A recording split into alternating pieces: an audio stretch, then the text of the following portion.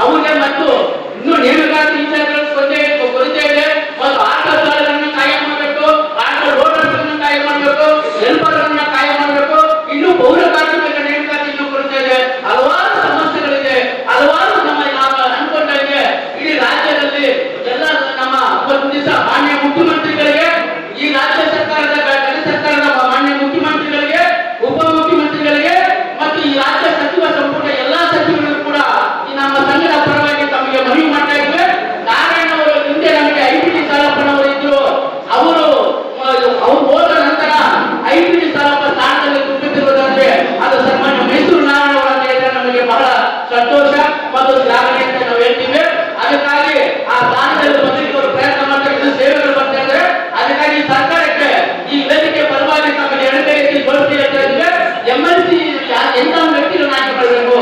ಬೇರೆ ಬೇರೆ ಸಂಘಟನೆಯವರು ಕೊಡ್ತಾರೆ, ಬೇರೆ ಬೇರೆ ಅಂಗಡಿಯಿಂದ ಕೊಡ್ತಾರೆ, ವಿವಿಧ ರೀತಿಯಲ್ಲಿ ಕೊಡ್ತಾರೆ. ನಾರಾಯಣ ಅವರೇ ಯಾಕೆ ಕೊಡಬೇಕು? ಇಂಥ ನಾಯಕರು ನೀವು ಆಯ್ಕೆ ಮಾಡಿ ನೋಡಿ, ಯೋಚನೆ ಮಾಡಿ. ನಾರಾಯಣ ಅವರ ಚರಿತ್ರೆಯ ಬಗ್ಗೆ ಯೋಚನೆ ಮಾಡಿ. ಮೊನ್ನೆ ತಾನೆ ಡಾಕ್ಟರ್ ಬಾಬು ಜಗಜೀವನ್ ಅವರ ಹೆಸರಲ್ಲಿ ರಾಜ್ಯ ಪ್ರಶಸ್ತಿಯನ್ನು ಪಡೆದಿದ್ದಾರೆ. ಅವರು ಮೊನ್ನೆ ತಾನೆ ಪಡೆದಿದ್ದಾರೆ. ಮತ್ತು ಅವರಿಗೆ ಏನಕ್ಕೆ ಕೊಟ್ಟು ಅಂದ್ರೆ ಅವರ ಒಂದು ಜೀವನ ಚರಿತ್ರೆ ಯಾವ ರೀತಿ ಇತ್ತು. ಬಾಲ್ಯದಿಂದಲೇ ಅವರು ಜನಗಳ ಸಮಸ್ಯೆಗಳನ್ನು ಎದುರಿಸಿಕೊಂಡು ಬಂದಿರುವಂತವರು, ಸ್ವಾಭಾವಿಕ ವೃತ್ತಿ, ಸರಳ ವ್ಯಕ್ತಿ, ಬಹಳ ಸಿಂಪಲ್ಸಿಟಿ ಇರುವಂತ ವ್ಯಕ್ತಿ. ಅವರು ಬಹಳ ಸೌಜನ್ಯತೆ ಇರುವಂತ ವ್ಯಕ್ತಿ. ಆ ವ್ಯಕ್ತಿತ್ವ ಗುಣಗಳು ಯಾವ ರೀತಿ ಇರುತ್ತಂದ್ರೆ ಇನ್ನೊಬ್ಬ ಜನರಿಗೆ ಮಾದರಿಯಾಗಿರುತ್ತದೆ. ಯಾವುದೇ ರಾಜಕೀಯ ಪಕ್ಷದಲ್ಲಾದ್ರೂ ನಾರಾಯಣ ಹೆಸರಿದ್ರೆ ಒಂದು ಗೌರವ ಪಡುವ ರೀತಿಯಲ್ಲಿ ಅವರು ವರ್ತನೆ ಆಗಿರ್ತದೆ. ಒಂದು ಮಾತನಾಡುವಂತ ರೀತಿ ಅವರ ರಾಜಕೀಯದಲ್ಲಿ ಬೇರೆ ಯಾವುದಾಗಲಿ, ಒಂದು ಅಧಿಕಾರಿಗಳಾಗಲಿ, ವಿಧಾನಸೌಧದಲ್ಲಿ ಯಾವುದೇ ಸರ್ಕಾರ ಮಟ್ಟದಲ್ಲೂ ಕೂಡ ಅನ್ವಯವಾದಂತ ಒಂದು ವ್ಯಕ್ತಿತ್ವ, ಅವರ ವ್ಯಕ್ತಿತ್ವಕ್ಕೆ ಎಲ್ಲರೂ ಕೂಡ ಅವರ ಗೌರವದಿಂದ ಅವರಿಗೆ ಮರ್ಯಾದೆಯಿಂದ ಶ್ಲಾಘನೆ ಮಾಡ್ತಾರೆ.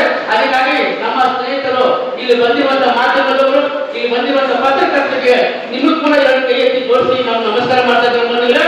ಈ ನಮ್ಮ ಕೂಗನ್ನ ಮೈಸೂರು ನಾರಾಯಣ ಅವರಿಗೆ MLC ಮಾಡ್ಬೇಕಂತ ಹೇಳಿ ಸುಮಾರು 5 ವರ್ಷದಿಂದ ನಾವು ಸರ್ಕಾರಕ್ಕೆ ಒತ್ತಡ ಹಾಕ್ತಾ ಇದ್ವಿ.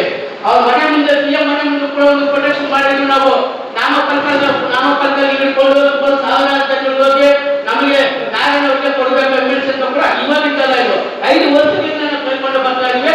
ಆದ್ರೆ ಈ ಸರ್ಕಾರ ಇನ್ನೂ ಪರಿಗಣಿಸಿಲ್ಲ, ಈ ಸರ್ಕಾರ ಗಮನಕ್ಕೆ ತಗೊಂಡಿಲ್ಲ, ಈ ಸರ್ಕಾರ ನಮ್ಮನ್ನು ಗುರುತಿಸ್ತಾ ಇಲ್ಲ, ಈ ಸರ್ಕಾರ ನಿರ್ಲಕ್ಷ್ಯ ಮಾಡ್ತಾ ಇದೆ. ಕೆಲವೊಂದು ರೀತಿಯಾಗಿ ದಯವಿಟ್ಟು ನಮ್ಮ ಗೌರವಾನ್ವಿತ ಮುಖ್ಯಮಂತ್ರಿಗಳಿಗೆ ಇನ್ನೊಂದು ನಮ್ಮ ಮನವಿ ಮಾಡ್ತಾ ಇದ್ದಾರೆ. ಅಣ್ಣವ್ರಿಗೆ ಕೊಟ್ಟರೆ ಈ ಸಮಾಜ, ಈ ನಮ್ಮ ಸಮುದಾಯದ ಜನರಿಗೆ, ಈ ಪೌರ ಕಾರ್ಮಿಕರ ವರ್ಗಕ್ಕೆ ಒಳ್ಳೆಯದಾಗುತ್ತೆ. ದಯವಿಟ್ಟು MLC ಆಗಿ ವಿಧಾನ ಪರಿಷತ್ ಸದಸ್ಯರ ನೇಮಕಾತಿ ಮಾಡಬೇಕಂತ ಹೇಳಿ ತಮಗೆಲ್ಲರೂ ಕೂಡ ಅವರಿಗೆ ಮನವಿ ಮಾಡ್ತಾ ಇದ್ದೀನಿ ಸರ್ಕಾರಕ್ಕೆ. ಜೈ ಭೀಮ್.